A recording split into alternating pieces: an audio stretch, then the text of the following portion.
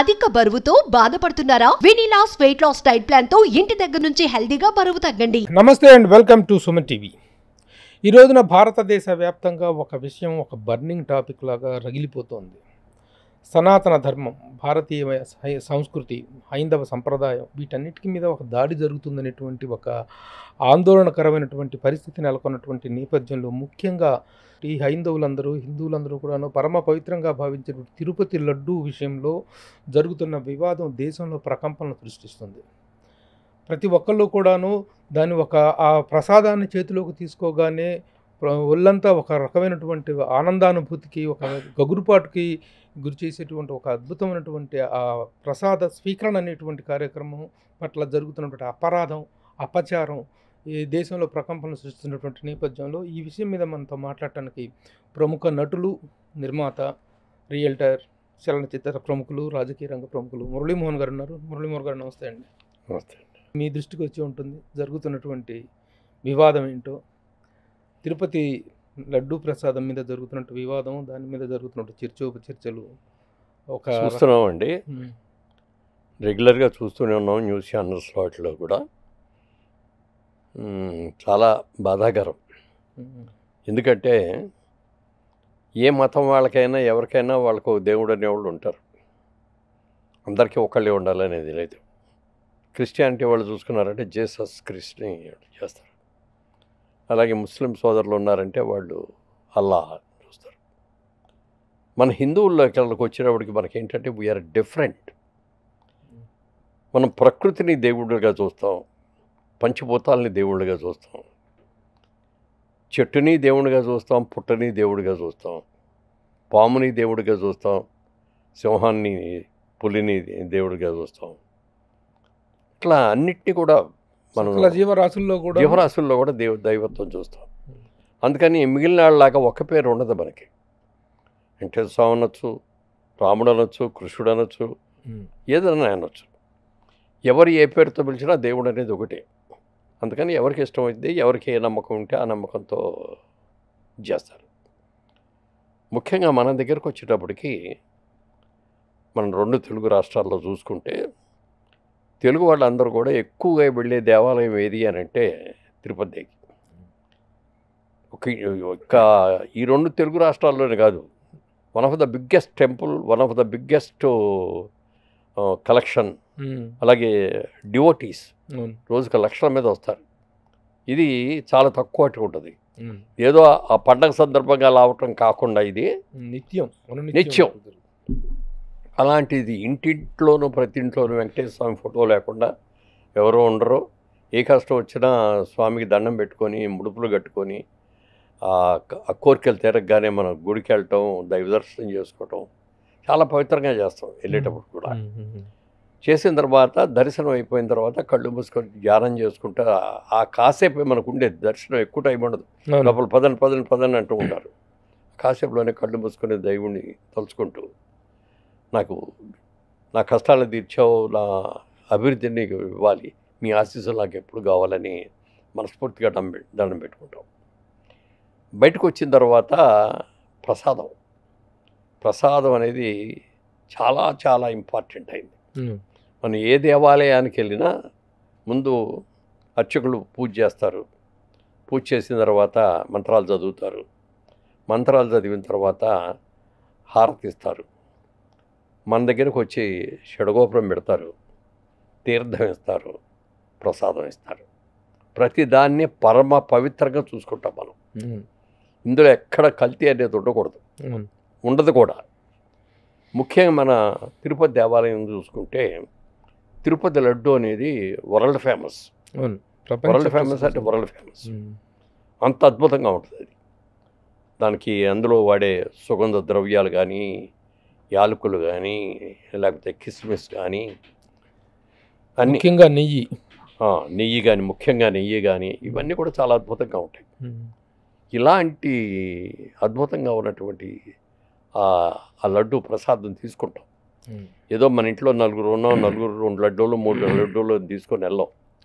వాళ్ళు ఎన్ని ఇస్తే అన్ని తీసుకుందాం అనే కోరిక ఉంటుంది మనకి.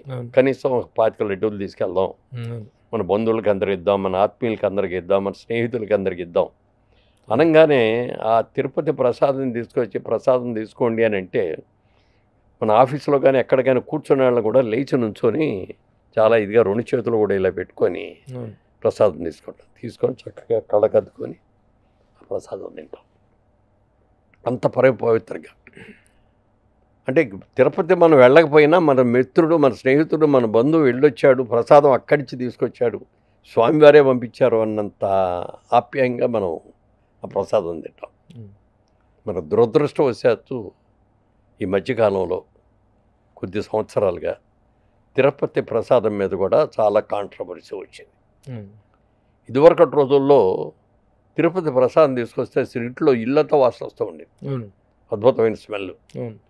అలాగే ఫ్రిడ్జ్లో పెట్టకపోయినా బయట పెడితే కూడా ఓ నెల రోజులైనా ఏం పాడయ్యేది కాదు. ఇప్పుడు కొంతమంది కంప్లైంట్లు ఏంటంటే అక్కడ తీసుకొని ఇంటికి వచ్చేటప్పటికే పాడైపోతుందండి. ఇది ఒక స్టాండర్డ్ లేదండి అన్నట్టు వచ్చారు.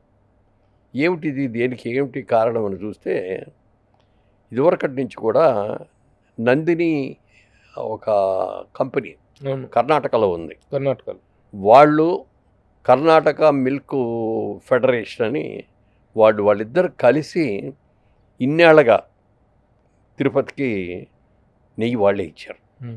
వాళ్ళు కూడా ఏంటంటే వాళ్ళు భక్తులు, మనం ఒక దేవాలయానికి ఇస్తున్నాం, ఇందులో లాభ అపేక్ష ఉండకూడదు, మనకు అయిన కాస్ట్ రేట్కి ఇచ్చేసేయాలని చెప్పి చాలా బాటమ్ రేట్కి వాళ్ళు సప్లై చేసేవారు. గత ప్రభుత్వం వచ్చిన తర్వాత అన్ని రీటెండరింగ్లని అని మొదలుపెట్టారు కదా, రివర్స్ టెండరింగ్లని.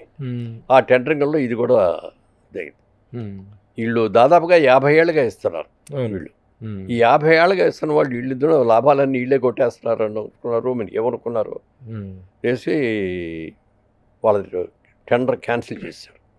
చేస్తే రివర్స్ టెండరింగ్ అనే దాంట్లో వేసిన రోజున వీళ్ళు ఒక మాట చెప్పారు, మేము ఇచ్చేది రాక్ బాటమ్ ప్రైస్ అండి, మేము ఇచ్చే ప్రైస్గా అంటే ఎవరైనా తక్కువ ఇస్తారో అని ఉంటే మాత్రం అది కంటామినేషన్ ఉంటుంది, గ్యారంటీగా ఉంటుంది. అందులో ఏదో లోటు లేకపోతే ఆ రేట్ గిట్టదు, మాకోసం కాస్ట్ రేట్కి ఇస్తున్నాం మేము. అందరూ రైతులు ఫెడరేషన్ వాళ్ళు డైరెక్ట్గా పాలు తీసుకెళ్ళి ఇచ్చే వాళ్ళందరూ చేస్తున్నారు. మేము మా కంపెనీ తరఫు నుంచి దేవుడి భక్తి మాకు చాలా ఎక్కువ, అందుకని మేము అలాగే ఇస్తున్నామని చెప్పి, ఇది ఎవరైనా తక్కువ ఇస్తే మాత్రం దాంట్లో గ్యారంటీగా కంటామినేషన్ ఉంటుంది. ఎన్నో రకాలు ఉన్నాయి కంటామినేషన్లు, ఎన్నో ఉన్నాయంటే చెప్పడానికి లేదు. మరి ఆవు నెయ్యి పైగా ఇది బఫెలో ఘీ కాదు, ఇది ఆవు నెయ్యి గీతల దగ్గర నుంచి వచ్చిన నెయ్యికి వచ్చినంత ఇది రాదు, ఇందులో చాలా తక్కువ వస్తుంది. అందుకని దీని కాస్ట్ కూడా ఎక్కువ ఉంటుంది. ఇప్పుడు ఇవాళ మనం మార్కెట్కి వెళ్ళి ఆవు నెయ్యి కొనుక్కోవాలి మంచిది అని అనుకుంటే 800 రూపాయలు 1000 రూపాయలు ఉంటుంది. అలాంటిది వాళ్ళు 500 ఎంతో సుమారుగా 450 ఏదో వాటికి సప్లై చేస్తున్నాడు ఇన్నేళ్ళగా. ఈయన వచ్చిన తర్వాత రివర్స్ టెండరింగ్ చూసారా, ఎంత గవర్నమెంట్ వీళ్ళందరూ కూడా బోర్డంత రేట్లు తినేశారు. మేము 330 రూపాయలకో 350కో మేము ఇస్తున్నాం, 319 రూపాయలకి మేము ఇస్తున్నాము, ఇదిగో ఇంత సేవ్ చేసామని చెప్పి ఘనంగా చెప్పుకున్నారు. అలాగే ఆ చెప్పుకున్న దాంట్లో మొట్టమొదట ఆయన చెప్పాను కదా, కర్ణాటక వాళ్ళు నందిని వాళ్ళు మిల్క్ ఫెడరేషన్ వాళ్ళు ఇచ్చేటప్పుడు వాళ్ళే చెప్పారు, వార్నింగ్ ఇచ్చారు, ఈ రేటు కంటే ఎవరన్నా తక్కువ ఇస్తున్నారంటే మాత్రం ఇది కాదు. వీళ్ళకి ఇచ్చిన టెండర్ వేసింది ఎవరు, వీళ్ళకి ఏమైనా అయ్యి ఉన్నాయా, డైరీ ఫార్మ్స్ ఉన్నాయా, వీళ్ళకి ఏమైనా ఉన్నాయా, ఒక మిడిల్ మ్యాన్ లాంటి వాడికి ఈ టెండర్ అప్పగించారు. మధ్యవర్తి ఎక్కడి నుంచి తెస్తాడు, మార్కెట్లోకి వెళ్ళి కొన్ని సప్లై చేస్తాడు. మార్కెట్లో డిఫరెంట్ టైప్స్ ఆఫ్ ఉంటాయి. నెంబర్ 1, ఈ రేటుకి 319 20 అన్నారు కదా, దీన్ని సప్లై చేస్తాడంటే దీంట్లో ఆడికి 100 రూపాయల లాభం చూసుకుంటాడు. అంటే ఎంత హీనమైన నెయ్యి వస్తుంది. రోజుకి 15,000 కిలోలు నెయ్యి కావాలి, 15,000 కిలోలు కావాలి. అంత నెయ్యి ఎక్కడి నుంచి కలెక్ట్ చేసి ఇవ్వగలడు? మార్కెట్లో ఏది దొరికితే అది చెత్త చెదారం అంతా తీసేసుకున్నారు. అవి టెస్ట్ చేసి చూస్తే దాంట్లో జంతువుల యొక్క కొవ్వు ఉంది కూడా. ఈ కొవ్వులు ఎక్కడి నుంచి వస్తుంది? జంతువు చచ్చిపోయిన తర్వాత దాన్ని తీసుకొచ్చేస్తే అది బయటకు వస్తుంది. మనం చెప్పడానికి కూడా వీలైనటువంటి జంతువుల దగ్గర నుంచి కూడా తీసుకొని ఆ నెయ్యి అంతా కూడా ఇందులో కలిపేసి ఇచ్చారు. ఆ వాసన పోవటానికి కూడా అది ఏదో చేసి మొత్తం మీద మంచి నూనె అన్నట్టుగానే సప్లై చేశారు. ఎవరికి కూడా అనుమానం రాలా. ఈ గత 5 ఏళ్లలో లడ్డు పాడుతా ఉంది, ఇదివరకు క్వాలిటీ లేదు అని అందరం ఫీల్ అయ్యాం. అనుమానం అంటే ఏదో క్వాలిటీ తగ్గింది, ఆ రుచి ఆ పరిమళం అనేటువంటిది పోయింది, పరిమళం పోయింది, లడ్డు రుచి పోయింది, ఇదివరకు ఉన్నట్టుగా నెల రోజులు ఉండట్లేదు, నిలవక సామర్థ్యం. ఒక్కొక్కడు కొంతమంది తిరుపతిలో కొనుక్కొని మర్నాడు ఇంటికి వచ్చేటప్పటికి ఇంటికి వచ్చి లడ్డు చూస్తే పాడైపోయి ఉంటుంది. అందుకని దానికి ఉన్న వాల్యూ అంతా పడిపోయింది. కానీ ఎందుకు జరుగుతుంది, ఎలా జరుగుతుంది అనేది మనకెవరికి తెలియదు. దీన్ని జనరల్గా సిస్టమ్ ఏంటంటే ఏ ప్రోడక్ట్ అయినా వచ్చినప్పుడు దానికి ల్యాబ్కు పంపించి టెస్ట్ చేయించాలి. మరి గత ప్రభుత్వం ఉన్నప్పుడు అవి జరగల. వాళ్ళే సప్లై చేసి, వాళ్ళే టెండర్స్ కాల్ఫర్ చేసి, రివర్స్ టెండరింగ్లు చేసి వచ్చినాయి కదా. అది తర్వాత అనుమానాలు వచ్చి చేస్తే చాలా చోట్ల పంపించారు, ఒక ల్యాబ్కి కాదు, చాలా చేపలకి. గుజరాత్లో కొన్ని ల్యాబ్స్కి పంపించారు, ఇంకెక్కడో కొన్ని ల్యాబ్స్కి పంపించారు. చేస్తే అన్నిట్లో కూడా కంటామినేషన్ ఉంది, ఇందులో జంతువుల యొక్క కొవ్వు ఉంది అని క్లియర్గా రిపోర్ట్స్ వచ్చేస్తాయి. ఇది ఉద్దేశపూర్వకమైనటువంటి చర్యగా మీరు భావిస్తున్నారా? అంటే ఒక తిరుమల దేవస్థానం యొక్క పవిత్రత, ఔన్నత్యం పట్ల ఎలాంటి ఒక భక్తిభావం లేనటువంటి వ్యక్తులు చేసినటువంటి చర్యగా భావిస్తున్నారా? ఎలా దీన్ని మీరు మీ విశ్లేషణ ఏంటి దీని మీద? అంటే ఇలాంటివి జరిగేటప్పుడు 2 కోణాలు ఉంటాయండి. ఒక కోణం ఎక్కువ లాభం, డబ్బులు సంపాదించేసేయాలి, ఎలా సంపాదించేసేయాలి, ఇవో ఇలాంటివన్నీ పనికిరాని కొవ్వులు, లేకపోతే వనస్పతి అని ఉంది. మనకి నెయ్యి కంటే వనస్పతి చాలా తక్కువ, డాల్డా. ఆ డాల్డాలు కూడా కలిపేస్తారు. డాల్డా కలిపితే అసలు చేతుల్లో కలిసిపోయినట్టే ఉంటుంది అది. ఈ జంతు కొవ్వులు ఇవన్నీ వచ్చేటప్పటికి మరీ హీనం అది. అది 500 రూపాయలు ఉన్నది 330కో 320కో ఇస్తున్నారు అంటే 800 ఉన్నది. 800 తక్కువ, ఇది నాణ్యమైనది, ఇది కరెక్ట్ రేట్లు తెలీదు. 800 రేటుది 320కి ఇస్తున్నారు అంటే ఇందులో లాభాపేక్ష ఉందని నేను అనుకోను. కేవలం ఏంటంటే ఈ తిరుపతి అనేదాన్ని, ఈ తిరుపతి లడ్డు అనేదాన్ని, ఆ దేవాలయాన్ని అన్పాపులర్ చేయడం కోసం చేసిన ఆలోచన అని నా ఫీలింగ్. ఒక లడ్డూ విషయంలోనే కాకుండా అక్కడ జరిగేటువంటి నిత్య అన్నదానం విషయంలో కానీ, అక్కడ జరగాల్సినటువంటి చాలా విషయాల్లో కూడాను వైలేషన్ అనేటువంటిది జరిగిందని, అన్యమత ప్రచారాలు విపరీతంగా జరిగినాయని, అన్యమతాలకు సంబంధించిన వ్యక్తులను అక్కడ ఉద్యోగులుగా చేశారనేటువంటి అభియోగాలు కూడా తీవ్ర స్థాయిలో వస్తున్నటువంటి వాటి మీద ఏం చెప్తారు? అసలు ఈ లడ్డు అనేదండి 1707లోనో ఎప్పుడో మొదలైందండి. ఇది ఎక్సలెంట్ క్వాలిటీ అన్నమాట. ఆ రోజు నుంచి ఈ రోజుకి ఆ క్వాలిటీ మెయింటైన్ చేస్తారు. ముందు తొలుత ఓన్లీ వడ ఉండేది, వడ తర్వాత బూందీగా తీసుకురావటం, దానికి కూడా చేసిన తర్వాత ఆ క్వాలిటీ ఆ రోజు నుంచి కూడా ఈ రోజు దాకా ఉండటం ఒక ఇది. తర్వాత ఏమో దీనికి ఒక ట్యాగ్ వచ్చింది, మనందరం అతి పవిత్రంగా భావించే అపురూప ప్రసాదం తిరుపతి లడ్డు. 300 ఏళ్ల పైగా చరిత్ర కలిగిన లడ్డు మన తిరుపతి లడ్డు. 1715వ సంవత్సరంలో ప్రారంభించారు ఈ లడ్డు చేయడం అనేది. బూందీ నుంచి ఇది చేయటం. ముందు బూందీ వండుతారు, తర్వాత బెల్లంతో ఇది కలిపి చేస్తారు. దీనికి ప్రత్యేకమైన ఫార్ములా శ్రీ కళ్యాణం అయ్యంగార్ అని ఒక అయ్యంగార్ తమిళియన్, ఆయన ప్రారంభించారు. ప్రారంభించిన తర్వాత దీనికి ప్రత్యేకమైన ఆరంభం, అందరూ కూడా మంచి ఇది వచ్చింది. 10 మందితో పంచుకుంటే అదొక పుణ్యం అని ఇచ్చుకునేవాళ్ళు, పుచ్చుకునేవాళ్ళు కూడా ఇది చేస్తూ ఉంటారు. తిరుపతి వెళితే మన కోసమే కాకుండా మన బంధువుల కోసం కూడా మనం చాలా ఎక్స్ట్రా కొనుక్కొని వచ్చి మనం చేస్తూ ఉంటాం. ఇది వరల్డ్ వైడ్గా ఫేమస్ ఉన్నటువంటి G1 ట్యాగ్. G1 ట్యాగ్ అనేది బెస్ట్ ప్రోడక్ట్స్కి ఇస్తారు ఒక సర్టిఫికెట్. అది సర్టిఫికెట్ ఐఎస్ఐ మార్కు లాగా. ఐఎస్ఐ కంటే ఐఎస్ఐ మన ఇండియాది, ఇండియన్ స్టాండర్డ్స్. ఇది వరల్డ్ వైడ్ది. ఈ ట్యాగ్ తిరుపతి ప్రసాదానికి వచ్చింది. అలాగే 50 ఏళ్ల క్రితం మన పోస్టల్ డిపార్ట్మెంట్ వాళ్ళు ఒక ప్రత్యేకమైన స్టాంప్ వేశారు, తిరుపతి లడ్డు స్టాంప్. తిరుపతి లడ్డు ఫోటో వేసి 5 రూపాయలు స్టాంప్గా వేశారు. అది ఎంత క్వాలిటీ బాగోపోతే చేస్తారండి ఇది. మరి ఎన్నో దేవాలయాలు ఉన్నాయి, ఎన్నో ప్రసాదాలు ఉన్నాయి. ఒక తిరుపతి లడ్డూకే వేశారు అంటే దాని ప్రత్యేకత అది. అలాంటి దాన్ని వాళ్ళ ఈ కండిషన్లో చెప్తుంటే ఎంత బాధగా ఉందంటే, నా ఫ్రెండ్స్ చాలామంది ఎన్ఆర్ఐస్ ఉండి వాళ్ళు అమెరికా నుంచో లేకపోతే యూకే నుంచో ఫోన్లు చేసేసి, ఏమండి ఈ వార్త విన్న కానించి మాకు కళ్ళెమ్మ నీళ్ళు వచ్చేస్తాయండి, ఇన్నాళ్ళు ఈ ప్రసాదం మనం తినదే, ఈ ఇందులో నాన్ వెజిటేరియన్ మరి వెజిటేరియన్స్ బోలెంత మంది ఉంటారు, ఆ వెజిటేరియన్స్ అందరికీ కూడా మేము మాతో ఈ ప్రసాదాలు తినిపించారా అని వాళ్ళు పడ్డ బాధ ఇంత అంతా కాదండి. అయితే తిరుపతి దేవాలయంలో మనకి తిరుపతి కాదు ఏ దేవాలయమైనా అన్య మతాల వాళ్ళు ఎవరైనా వచ్చేటప్పుడు వాళ్ళు ఒక ఇది ఇవ్వాలి, డిక్లరేషన్ ఫారం మీద సంతకం పెట్టాలి. పెట్టి మేము ఫలానా మతం వాళ్ళు ఏదో హిందూ మతం పట్ల మాకు విశ్వాసం ఉంది, గౌరవం ఉంది అని చెప్పచ్చు, అందుకని పెట్టాలి. అయ్యది పెడితేనే వాళ్ళని ఎలవ్ చేస్తారు, లేకపోతే ఎలవ్ చేయరు. కానీ మన ముఖ్యమంత్రి గారు, గత ముఖ్యమంత్రి గారు చాలాసార్లు వెళ్ళారు తిరుపతి. ఆయన ఏ రోజున కూడా ఈ డిక్లరేషన్ ఫారం ఇస్తే కూడా అసలు లెక్క చేయలేదు, ఏ రోజున కూడా ఇది చేయలేదు. అలాగే స్వామివారికి బట్టలు ఇవ్వడానికి కానీ స్వామివారి ఇది చేయడానికి కానీ భార్యాభర్తలు ఇద్దరు కలిసి వెళ్తారు, దంపతి సమేతంగా వెళ్తారు, సతీ సమేతంగా వెళ్తారు. ఏ రోజున ఆయన సతీ సమేతంగా అక్కడికి వెళ్ళా.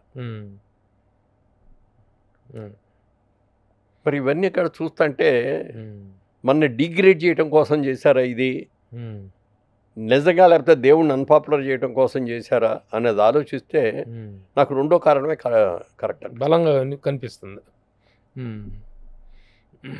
ఓకే, అక్కడ అలాగే అన్నదానం అనేటువంటిది, అన్నదానం కూడాను చాలా గొప్ప ప్రక్రియ ఆ రోజున స్టార్ట్ చేయడం జరిగింది. 1985లో ఎన్టీ రామారావు గారు స్టార్ట్ చేయించారు. ఎన్టీ రామారావు గారు ముఖ్యమంత్రి అయింది 83లో ముఖ్యమంత్రి అయ్యారు. ఆయన 85లో నిత్యాన్నదానం అనే స్కీమ్ని రామారావు గారే ఇది చెప్పి తిరుపతి దేవస్థానం ద్వారా చేయించేసి ఎంతోమందికి అందరికి కూడా ఒక అప్పీల్ ఇచ్చారు. ఆయన నిత్యాన్నదానం స్కీమ్ పెట్టాం, ఈ స్కీమ్కి మీరు అందరూ కూడా ఇస్తే మీ పేరు మీద ఇక్కడ పెడతాం, మీ పెద్దవాళ్ళ పేరు కానీ వీళ్ళతో కానీ అని అంటే చాలామంది డొనేషన్స్ ఇచ్చారు, బ్రహ్మాండంగా డొనేషన్స్ వచ్చాయి. మొట్టమొదట రోజుకు 2000 మందికి వంట చేసేవారు. ఈ 2000 టోకెన్లుగా ఇచ్చేవారు. అక్కడ దర్శనం అయిన తర్వాత ఈ టోకెన్ ఇచ్చేవారు. ఆ టోకెన్లో ఈ 2000 మందికి మాత్రం భోజనం పెట్టేవారు. ఇవాళ పాపులారిటీ పెరిగిపోయింది, ఫండ్స్ పెరిగిపోయినాయి, డొనేషన్స్ పెరిగిపోయినాయి. ఇవాళ రోజున టోకెన్ అనే సిస్టమ్ తీసేసి ఎంతమంది వస్తే అంతమంది భక్తులకి నిత్యాన్నదానం. నిత్యాన్నదానం కూడా ఏదో సాంబార్ రైస్ ఇంత కర్డ్ రైస్ పెట్టడం కాదు, చక్కగా పెళ్లి భోజనాల్లో ఎలా పెడతారో అన్ని వాటితోటి మంచి గుమ్మలాడేటటువంటి మంచి వాసనతోటి మంచి రుచికరమైనటువంటి నిత్యాన్నదానం చేస్తారు. మీరు చెప్తే నమ్మరండి, మామూలుగా నిత్యాన్నదానానికి పూర్ పీపుల్ వెళ్తారు, మనం హోటల్లో డబ్బులు ఇచ్చి తీసుకుందాంలే అనుకుంటారు, ఇది అప్పర్ మిడిల్ క్లాస్ వాళ్ళు లేకపోతే ఇంకా కోటీశ్వరులు. కానీ తిరుపతిలో అన్నప్రసాదం కోసం క్యూలో నిలబడి కోటీశ్వర్లు కూడా క్యూలో నిలబడి వెళ్ళి తిన్న సందర్భాలు ఎన్నో. మీరు తిన్నారండి? నేను తింటా, కావాలని వెళ్ళాను నేను. చాలా బాగుంది, చాలా రుచిగా ఉంది. నేను అక్కడే కాదు, ఏ గుళ్ళోకి వెళ్ళినా నిత్యాన్నదానం ఉంది అంటే వెళ్ళి తింటాను. నేను మంత్రాలయంలో తిన్నాను, శ్రీశైలంలో తిన్నాను, విజయవాడలో తిన్నాను, చాలా దేవాలయాల్లో. ఎందుకంటే అది ప్రసాదం కింద ఫీల్ అవుతాం, అన్నప్రసాదం అంటాం దాన్ని. అన్నం అన్నాను, అన్నప్రసాదం, లడ్డూ ప్రసాదం లాగానే అన్నప్రసాదం అది. అది కూడా పరమ పవిత్రంగా చేసినది. అది కూడా ఈ మధ్యకాలంలో ఆ ఫుడ్ బాగోట్లేదు, అన్నదాన స్కీమ్లో పెట్టే భోజనం బాగోట్లేదు, చాలామంది వెళ్ళటం మానేశారు, బయట హోటల్స్కి వెళ్ళి. అసలు ఎంత ఒత్తిడి ఉంటుందో, ఎంత రష్ ఉంటుందో, అక్కడ ఎంతసేపు నిరీక్షణ వెయిటింగ్ ఉంటుందో, అట్లాంటిది ఈ రోజున అన్నదానం అనే దానికి ఖాళీగా ఉంటుంది స్లాట్స్ మొత్తం కూడా, కాంప్లెక్స్ మొత్తం కూడా. ఎవరికాడే తెల్లారిపాటి కోటేశ్వరుడు ఎలా అవుతావుని ఆలోచించేవాడే. కానీ ఇది ఒక అద్భుతమైనటువంటి దైవ కార్యక్రమం. ఈ దైవ కార్యక్రమంలో మనం కరెక్ట్గా పెడితే మనకి ఎన్నో దీవెనలు వస్తాయి అని అనుకొని చెయ్యాలి తప్ప ఎలా లాభం చేసేది కాంట్రాక్ట్ అయ్యే లోపల మనం ఎంత సంపాదించేద్దామని ఆలోచించేసి చేస్తే ఉంది. మంచి మెటీరియల్ లేకుండా, మంచి ఫుడ్ లేకుండా, ఇది లేకుండా చేసినప్పటికీ ఇలా ఉంది. ఆ విధంగా అన్పాపులర్ చేశారు దాన్ని కూడా. ఇప్పుడు మొన్న ముఖ్యమంత్రి గారు జరిగినటువంటి కేబినెట్ సమావేశంలో ఈ విషయాన్ని ప్రస్తావించడంతో దేశం మొత్తం ఒక్కసారిగా ప్రకంపనకు గురైపోయింది. ముఖ్యంగా సనాతన ధర్మం పట్ల కానీ, హైందవ ధర్మం పట్ల కానీ విశ్వాసం ఉన్నటువంటి హిందువులు, ముఖ్యంగా హిందువులందరూ కూడాను దీని మీద తీవ్ర స్థాయిలో బాధపడటము, తీవ్ర స్థాయిలో రియాక్ట్ అవ్వటం జరుగుతుంది. ముఖ్యంగా మన డిప్యూటీ సీఎం పవన్ కళ్యాణ్ ఈ విషయంగా తీవ్ర స్థాయిలో ధ్వజమెత్తడం జరిగింది. ఆయన రియాక్షన్ పట్ల మీరు ఎలా స్పందిస్తారండి? ఎక్సలెంట్ రియాక్షన్ అండి. నిజంగా ఇది జరగగానే వెంటనే అనౌన్స్ చేశాడు ఆయన. అపచారం ఎవరు చేసినా ఇది అందరికీ వస్తుంది. మనం కూడా అపచారం చేసినట్టే లెక్క.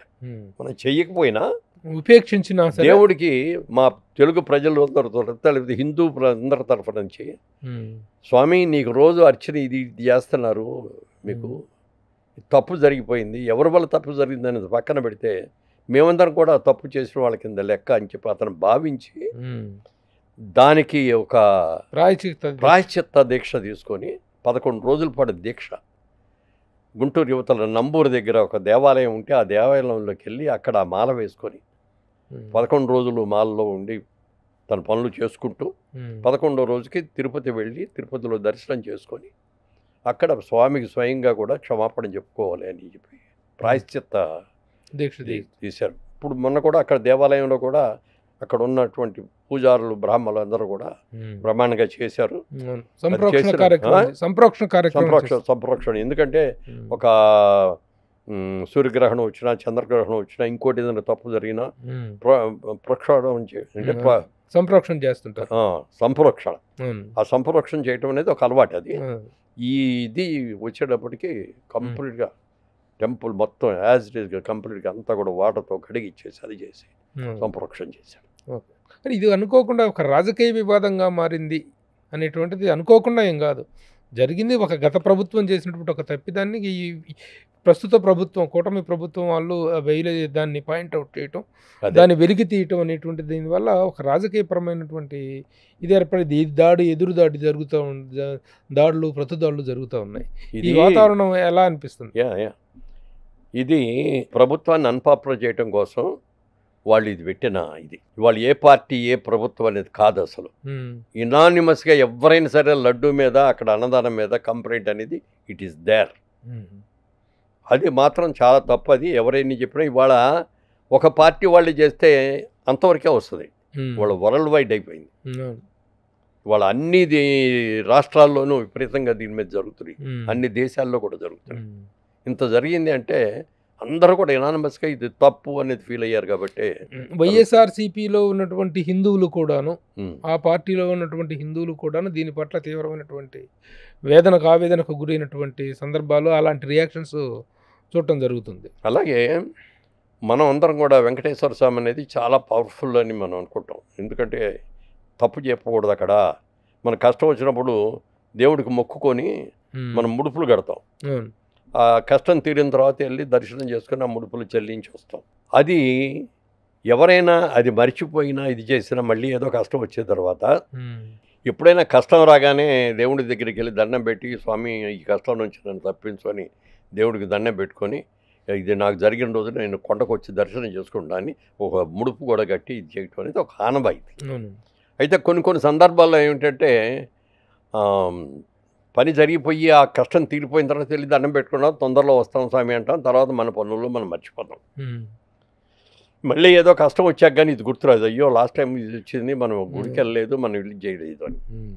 అలా చాలా పవర్ఫుల్ అని చెప్పి మనం అందరం వెళ్తూ ఉంటాం, చూస్తూ ఉంటాం.